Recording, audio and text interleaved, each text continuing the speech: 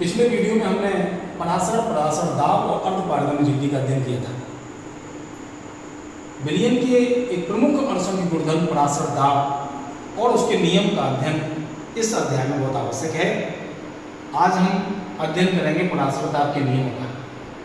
पराशर दाब के नियम तन विलयनों के लिए बनाए गए हैं और तन विलयनों पर लागू होते हैं और ये अवास्तविक वैद्युत अनवघट्यों पर लागू होते हैं। ये गैस नियम की तरह ही हैं। वान हाफ ने एक सिद्धांत प्रतिपादित किया, उस पर आधारित दो नियम हैं, एक बॉयल वान हाफ नियम और दूसरा चार्ल्स वान हाफ नियम। पहले अध्ययन करते हैं बॉयल वान हाफ नियम का। इस नियम के अनुसार किसी विलयन का पराशर दाब उसकी मोलर सांद्रता के समानुपाती होता है। किसी विलयन का पराशर दाब उसकी सांद्रता के समानुपाती होता है। यदि विलयन का पराशर दाब P हो तथा सांद्रता C हो तो P प्रोपोर्शनल टू C। इसे हम लिख सकते हैं P बराबर K इंटू C। चूंकि C बराबर 1/V होता है, अतः हम लिख सकते हैं P proportional to 1/V and P बराबर K into 1/V। Then PV बराबर K, PV बराबर K। यहाँ पर K एक नियतांक है। क्या है? K एक नियतांक है और बॉयल वान हाफ नियम की शर्तें स्थिर ताप पर लागू होती हैं। यानी हम फिर से रिवाइज करते हैं कि स्थिर ताप पर किसी विलयन का पराशर दाब उसकी सांद्रता के समानुपाती होता है। तो लिख सकते हैं P समानुपाती C और PV बराबर K। दूसरा नियम है चार्ल्स वान हाफ नियम। चार्ल्स वान हाफ नियम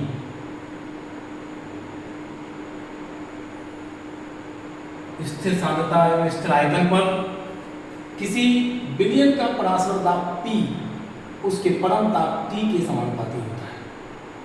तो P बराबर हम लिख सकते हैं K डैश T या P/T बराबर K डैश।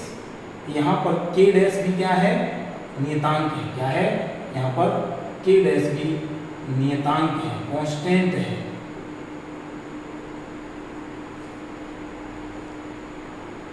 इस प्रकार हमने दो नियमों का अध्ययन किया, बॉयल वान हाफ नियम और चार्ल्स वान हाफ नियम। अब हम देखते हैं वान हाफ समीकरण। वान हाफ समीकरण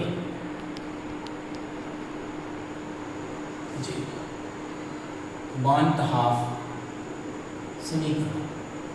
यह समीकरण गैस समीकरण की भांति होती है और तन विलयनों के लिए बनाई गई है, अर्थात इस पर ये तन विलयनों पर लागू होती है। ये कैसे बनती है समझिए। बॉयल वान हाफ नियम और चार्ल्स वान हाफ नियमों को संयुक्त करने पर जो समीकरण प्राप्त होती है उसे हम वान हाफ समीकरण कहते हैं। तो सबसे पहले इस बॉयल वान हाफ नियम के अनुसार तो हम लिखेंगे बॉयल वान हाफ नियम से क्या हो जाएगा? P प्रोपोर्शनल टू, ये वाला ले लेंगे, P proportional to 1/V। That's the equation number 1। इसी प्रकार चार्ल्स वान हाफ नियम से P प्रोपोर्शनल टू T, ये इक्वेशन नंबर हो जाएगी 2। अब दोनों को मिलाने पर समीकरण 1 व 2 से दोनों को संयुक्त करने पर क्या आएगा? P प्रोपोर्शनल टू V के 1/V में T जुड़ जाएगा तो आएगा T/V।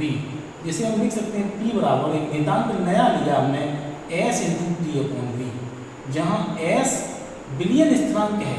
जैसे गैस नियम में PV बराबर RT होता था, तब R गैस स्थिरांक होता था, वैसे ये है विलयन स्थिरांक है।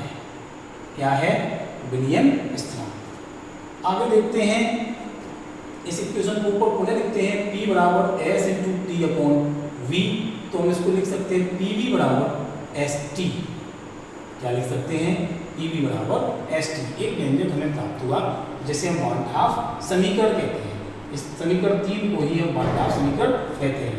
यदि विलयन में विलय के n मोड हों तो PV बराबर हम लिखेंगे NST।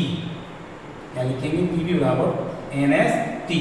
इसको रीअरेंज करें हम तो हम लिख देंगे P बराबर N/VST, क्योंकि 1/2 समीकरण से हमें परासर दाब याद करना है, इसलिए तो एक इक्वेशन ये भी है। न्यूमेरिकल के लिए सारे इंपॉर्टेंट हैं, इसलिए हमने बॉक्स में बंद कर रहे हैं।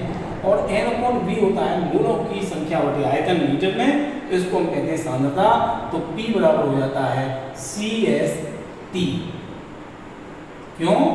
क्योंकि N/V = C होता है। इस प्रकार हमने पढ़ा आज 1/2 समीकरण।